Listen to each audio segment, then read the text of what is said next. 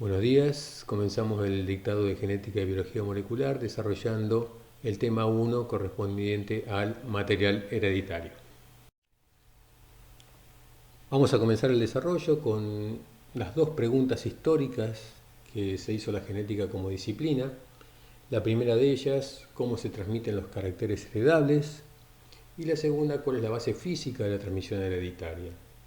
La primera pregunta fue respondida por Mendel cuando desarrolla sus leyes de la segregación al azar y la distribución independiente de los caracteres, con el redescubrimiento de las leyes en 1900 y la teoría cromosómica, en donde se asocia el comportamiento de los alelos con la segregación de los cromosomas en meiosis. Y esto lo vamos a ver en la segunda parte de la materia con más profundidad.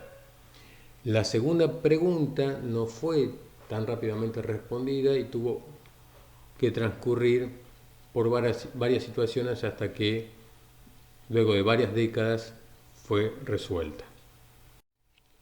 Haciendo un poco de historia, recordamos que en 1866 Gregor Mendel formula sus leyes y ya en el año 1869 se descubre la nucleína como una sustancia ácida rica en fósforo presente en los núcleos de células de pus, pero que luego se aislara de núcleos de otras células y de otros tejidos.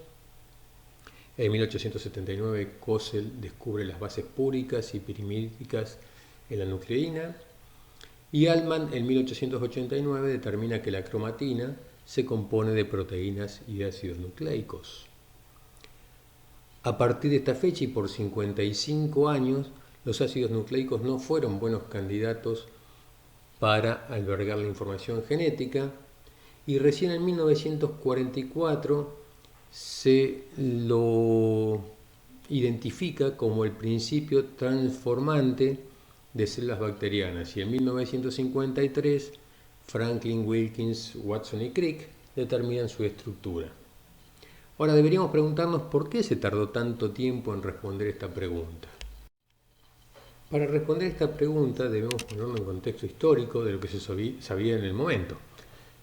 En ese entonces el ADN era, como actualmente, es una molécula uniforme, sencilla en estructura, que solo presenta 4 nucleótidos diferentes y además se había publicado la hipótesis que se llamó del tetranucleótido de Lavenne, que consideraba el ADN como una repetición periódica de 4 nucleótidos, por lo tanto era un mal candidato para albergar información genética.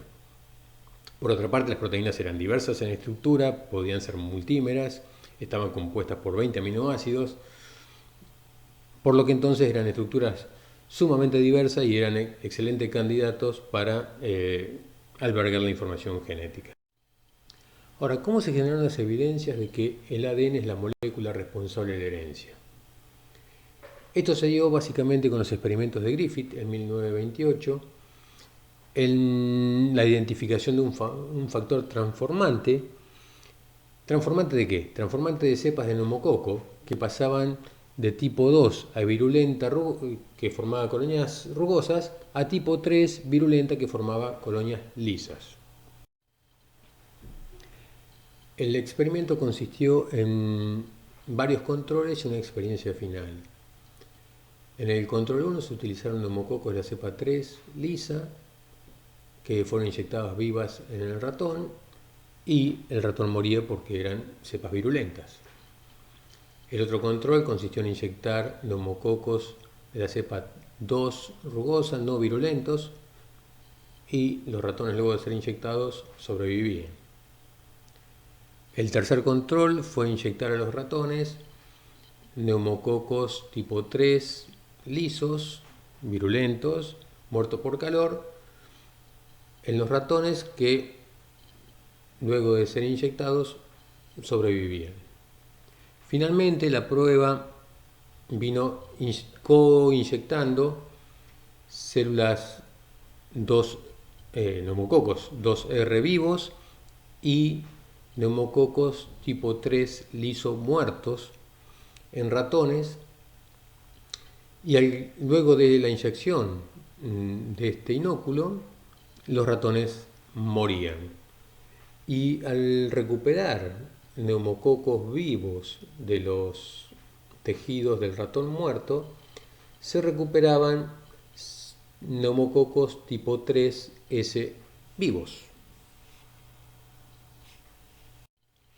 Los resultados de esta experimentación permitieron concluir que existe un factor que transforma a las bacterias de la cepa rugosa tipo 2 en tipo 3 y virulento, que las características adquiridas por las bacterias transformantes se heredaban en las generaciones sucesivas, y por lo tanto de aquí surge el concepto de transformación, que posteriormente, al ser aplicado en eucariotas, deriva en el término de transgénesis. Ahora bien, el factor transformante estaba en alguno de los compuestos presentes en los neumococos tipo 3 lisos. Ahora había que identificar cuál de los compuestos, de las moléculas presentes, eran las que verdaderamente tenían el poder transformante. Entonces nos quedaba por averiguar si eran las proteínas, los glúcidos, los lípidos o los ácidos nucleicos. Para averiguar esto fue necesario esperar hasta el aislamiento de las nucleasas pancreáticas, que permitieron degradar ADN y ARN diferencialmente. En el experimento que desarrollaron Avery, MacLeod y McCarthy en 1944, que finalmente dio que el ADN era el factor transformante, se parte de un cultivo líquido de células 3S que se centrifugan y luego esas células se matan por calor, y con ese pellet se hace un homogenato que luego es tratado con diferentes enzimas. Pero como control, ese homogenato de las células 3S muertas se cocultivan con células 2R vivas, y luego de que se cultiva por algunas generaciones, se aíslan de ese cultivo líquido células 2R, que eran las que habíamos puesto vivas, pero también se aíslan células vivas 3S. Quiere decir que el homogenato obtenido contiene el factor transformante. Ese homogenato se trata con proteasas, y también se cocultiva con células 2R, y al cabo de algunas generaciones se obtienen células 2R y células 3S. Por lo tanto, aún persiste el factor transformante. El homogenato se trata ahora con ribonucleasa y se cocultiva con células 2R, y al cabo de algunas generaciones se ve que también aparecen en el cultivo células 3S. Por lo tanto, todavía tenemos al factor transformante. Finalmente se trata con desoxirribonucleasa pancreática, es homogenato degradado con proteasa, ribonucleasa y desoxirribonucleasa se cocultiva con células 2R, y al cabo de algunas generaciones solo se encuentran células 2R, no aparecen las 3S, por lo tanto no hubo transformación. A partir de este experimento se deduce que el ADN es el factor transformante. Entonces, se concluye este experimento que el ADN es el factor transformante en bacterias, y por lo tanto es el material que almacena y transfiere la información genética. La respuesta a esta pregunta, como pasa siempre en ciencia, abre nuevas preguntas, y entre ellas la pregunta que surge es si este resultado es válido para los demás organismos. Y la primera evidencia proviene de bacteriófagos. Estas experiencias las realizan Alfred Hershey y Martha Chase en el año 1952, y trabajan con fagos T2, que son virus de bacterias. Se experimenta utilizando el ciclo lítico de replicación de los fagos T en Escherichia coli, en el cual los fagos se adhieren a la pared celular de las bacterias, se reproducen en la parte interna de las células con replicación de ADN y síntesis proteicas para conformar las cabezas y las colas, se ensamblan dentro de la célula y se acumulan hasta que se produce la lisis celular y se liberan nuevos fagos. En este ingenioso experimento se utilizan cultivos del fago T2, haciéndolos crecer por separado en medios con fósforo 32 y otro con azufre 35.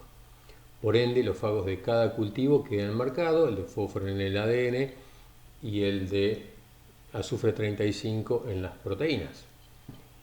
Con estos fagos se infectan cultivos de Escherichia coli no marcados y se analizan de la siguiente forma. En el experimento con fósforo 32, al agitar el cultivo para separar las cápsulas proteicas de la superficie bacteriana y luego centrifugar, se observa que la mayor parte de la radiactividad se encuentra en el pellet celular. Esto sugiere que el ADN estaría en el interior de la célula. Además, si se espera que ocurran varios ciclos líticos y se separan los virus por centrifugación, la radiactividad se recupera desde la primera generación en la progenie de los fagos. Esto quiere decir que el fósforo 32 o el ADN marcado con fósforo 32 pasó de una generación a la otra.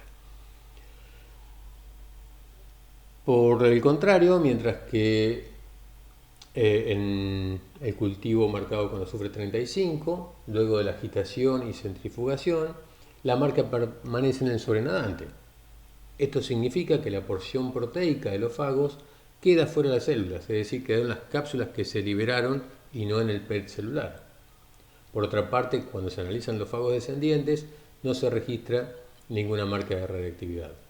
Por lo tanto, se deduce que el material viral que ingresa a las células bacterianas es el ADN y que es el que porta la información genética que se transfiere de generación en generación.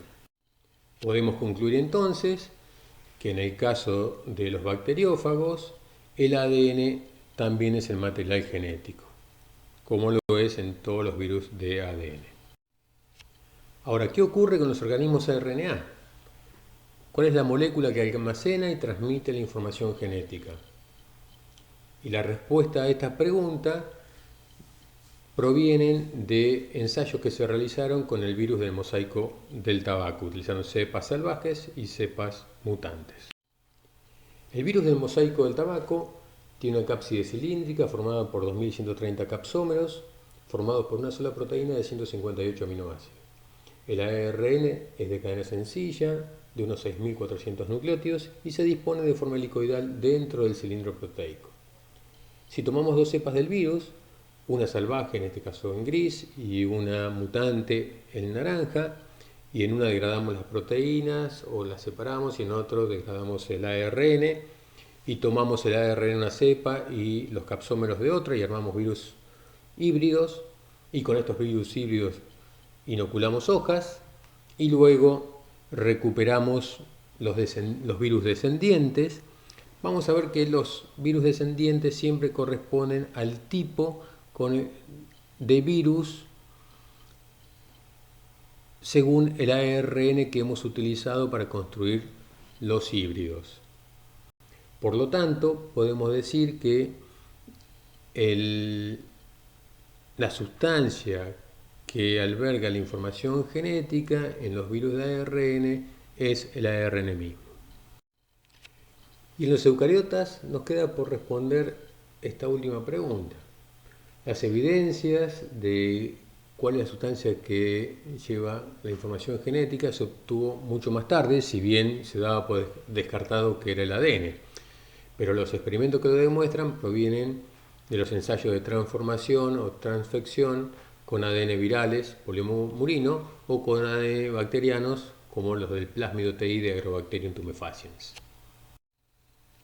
Otra serie de evidencias vienen de los experimentos con microinyecciones de ADN, de fragmentos de ADN, ya sea a nivel de huevos fertilizados, de embriones jóvenes, como en el estado de blastocito, o de transgénesis somática en células adultas.